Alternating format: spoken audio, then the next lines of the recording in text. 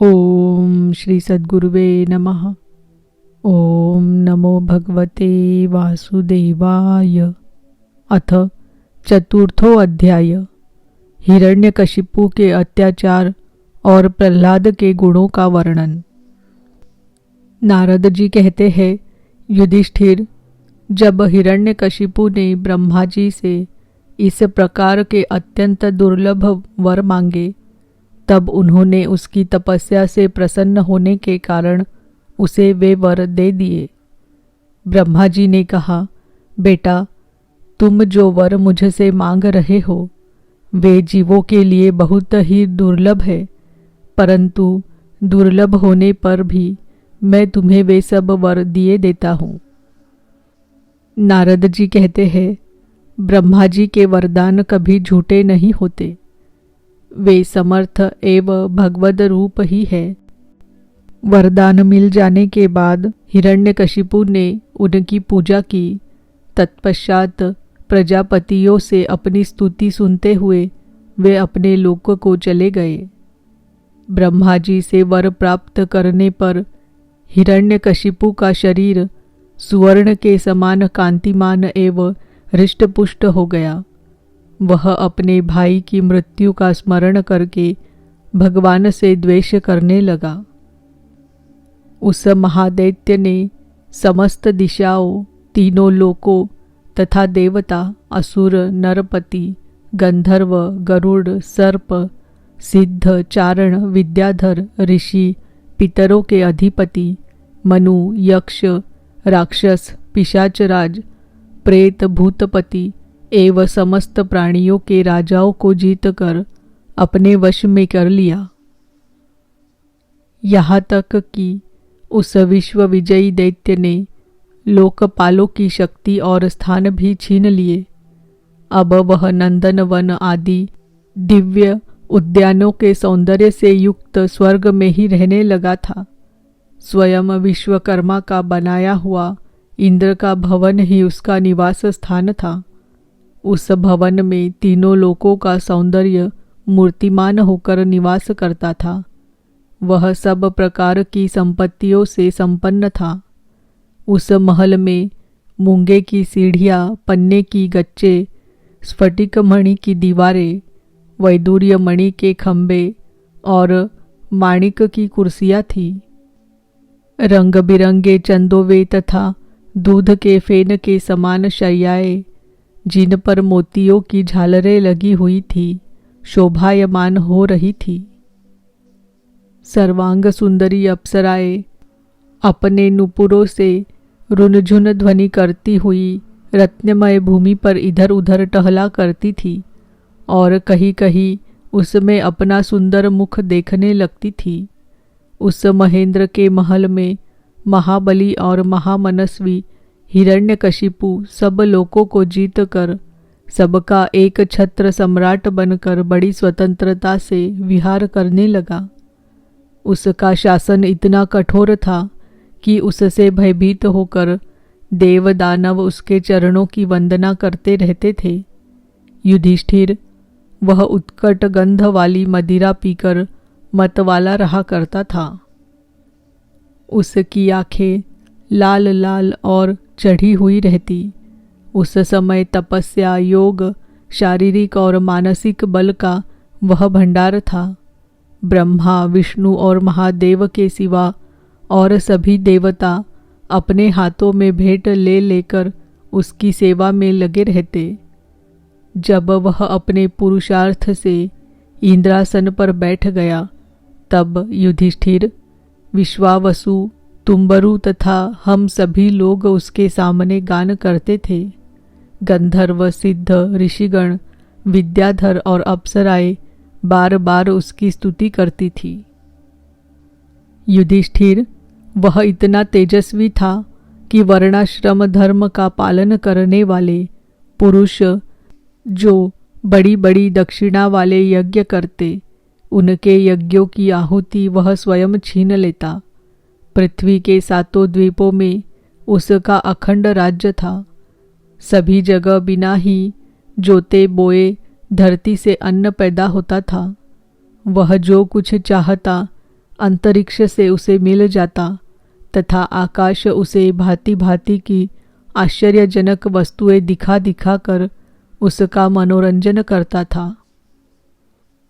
इसी प्रकार खारे पानी, सुरा, घृत, इक्षुरस, दधी, दुग्ध और मीठे पानी के समुद्र भी अपनी पत्नी नदियों के साथ तरंगों के द्वारा उसके पास रत्न राशि पहुँचाया करते थे। पर्वत अपनी घाटियों के रूप में उसके लिए खेलने का स्थान जुटाते और वृक्ष सब ऋतुओं में फूलते फलते। वह अकेला ही सब लोकपालों के विभिन्न गुणों को धारण करता। इस प्रकार दिग्विजयी और एक छत्र सम्राट होकर वह अपने को प्रिय लगने वाले विषयों का स्वच्छंद उपभोग करने लगा।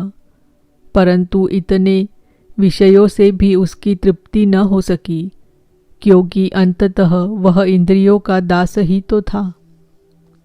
युधिष्ठिर, इस रूप में भी वह भगवान का वही पार्षद है जिसे सनकादिकों ने शाप दिया था। वह ऐश्वर्य के मद से मतवाला हो रहा था तथा घमंड में चूर होकर शास्त्रों की मर्यादा का उल्लंघन कर रहा था। देखते ही देखते उसके जीवन का बहुत सा समय बीत गया। उसके कठोर शासन से सब लोक और लोकपाल घबरा गए। जब उन्हें और कहीं किसी का आश्रय न मिला, तब उन्होंने भगवान की शरण ली। उन्होंने मन ही मन कहा, जहाँ सर्वात्मा जगदीश्वर श्री हरि निवास करते हैं और जिसे प्राप्त करके शांत एवं निर्मल सन्यासी महात्मा फिर लौटते नहीं, भगवान के उस परम धाम को हम नमस्कार करते हैं। इस भाव से अपनी इंद्रियों का संयम और मन को समाहित करके उन लोगों ने खाना पीना और सोना छोड़ दिया तथा निर्मल हृदय से भगवान की आराधना की। एक दिन उन्हें मेघ के समान गंभीर आकाशवाणी सुनाई पड़ी। उसकी ध्वनि से दिशाएं गूंज उठी। साधुओं को अभय देने वाली वह वाणी यो थी, श्रेष्ठ देवताओं, डरो मत, तुम सब लोगों का कल्याण हो। मेरे दर्शन से प्राणियों को परम कल्याण की प्राप्ति हो जाती है। इस नीच दैत्य की दुष्टता का मुझे पहले से ही पता है। मैं इसको मिटा दूंगा। अभी कुछ दिनों तक समय की प्रतीक्षा करो। कोई भी प्राणी जब देवता, वेद, गाय, ब्राह्मण, साधु, धर्म और मुझसे द्वेष करने लगता है, तब शीघ्र ही उसका विनाश हो जाता है। जब यह अपने वैरहीन, शांत और महात्मा पुत्र प्रहलाद से द्रोह करेगा, उसका अनिष्ट करना चाहेगा, तब वर के कारण शक्ति संपन्न होने पर भी इसे मैं अवश्य मार डालूंगा। नारद जी कहते हैं, सबके हृदय में ज्ञान का संचार करने वाले भगवान ने जब देवताओं को यह आदेश दिया, तब वे उन्हें प्रणाम करके लौट आए। उनका सारा उद्वेग मिट गया और उन्हें ऐसा मालूम होने लगा कि हिरण्यकशिपु मर गया। युधिष्ठिर, दैत्यराज हिरण्यकशिपु के बड़े ही विलक्षण 4 पुत्र थे। उनमें प्रहलाद यो तो सबसे छोटे थे, परंतु गुणों में सबसे बड़े थे।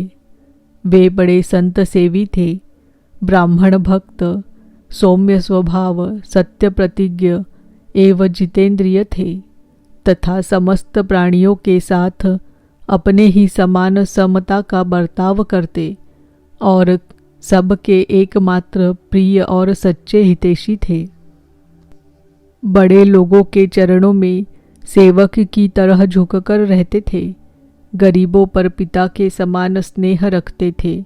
बराबरी वालों से भाई के समान प्रेम करते और गुरुजनों में भगवत भाव रखते थे। विद्या, धन, सौंदर्य और कुलीनता से संपन्न होने पर भी घमंड और हेकड़ी उन्हें छू तक नहीं गई थी। बड़े बड़े दुखों में भी वे तनिक भी घबराते न थे। लोक परलोक के विषयों को उन्होंने देखा सुना तो बहुत था, परंतु वे उन्हें निस्सार और असत्य समझते थे। इसीलिए उनके मन में किसी भी वस्तु की लालसा न थी। इंद्रिय, प्राण, शरीर और मन उनके वश में थे। उनके चित्त में कभी किसी प्रकार की कामना नहीं उठती थी। जन्म से असुर होने पर भी उनमें आसुरी संपत्ति का लेश भी नहीं था। जैसे भगवान के गुण अनंत है, वैसे ही प्रहलाद के श्रेष्ठ गुणों की भी कोई सीमा नहीं है।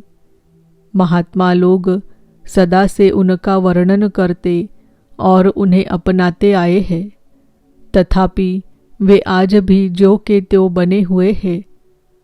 युधिष्ठिर, यो तो देवता उनके शत्रु है, परंतु फिर भी भक्तों का चरित्र सुनने के लिए जब उन लोगों की सभा होती है, तब वे दूसरे भक्तों को प्रहलाद के समान कहकर उनका सम्मान करते हैं।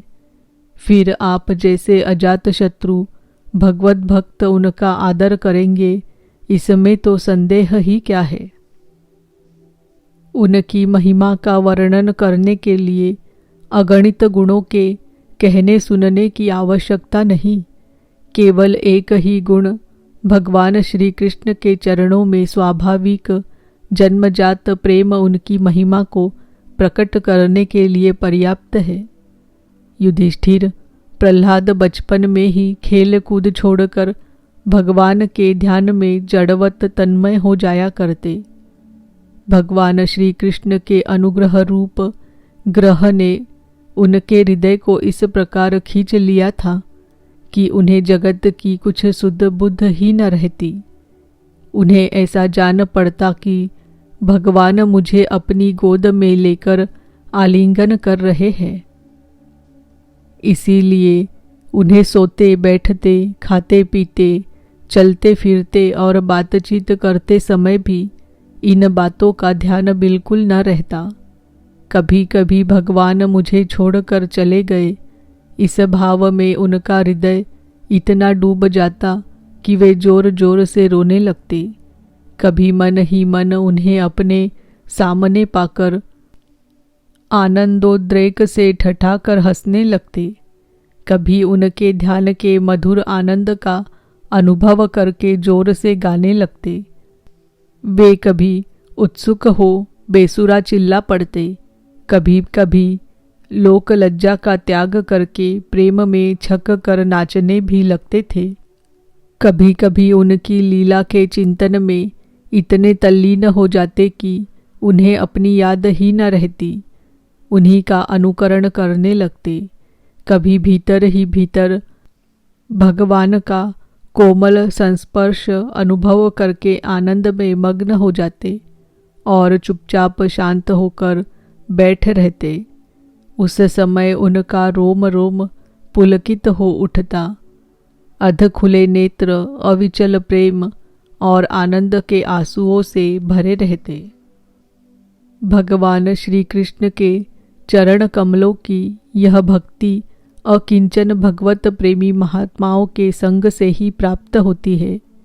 इसके द्वारा वे स्वयं तो परमानंद में मग्न रहते ही थे, जिन बेचारों का मन कुसंग के कारण अत्यंत दीनहीन हो रहा था, उन्हें भी बार बार शांति प्रदान करते थे।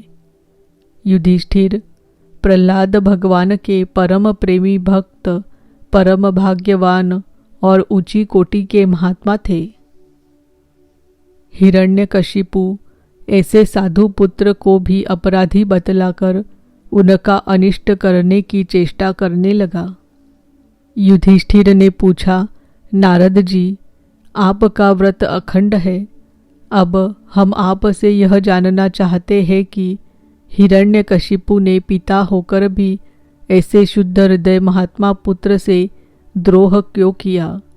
पिता तो स्वभाव से ही अपने पुत्रों से प्रेम करते हैं। यदि पुत्र कोई उल्टा काम करता है तो वे उसे शिक्षा देने के लिए ही डांटते हैं, शत्रु की तरह वैर विरोध तो नहीं करते। फिर प्रहलाद जी जैसे अनुकूल शुद्ध हृदय एवं गुरुजनों में भगवत भाव करने वाले पुत्रों से भला कोई द्वेष कर ही कैसे सकता है। नारद जी, आप सब कुछ जानते हैं। हमें यह जानकर बड़ा कौतूहल हो रहा है कि पिता ने द्वेष के कारण पुत्र को मार डालना चाहा।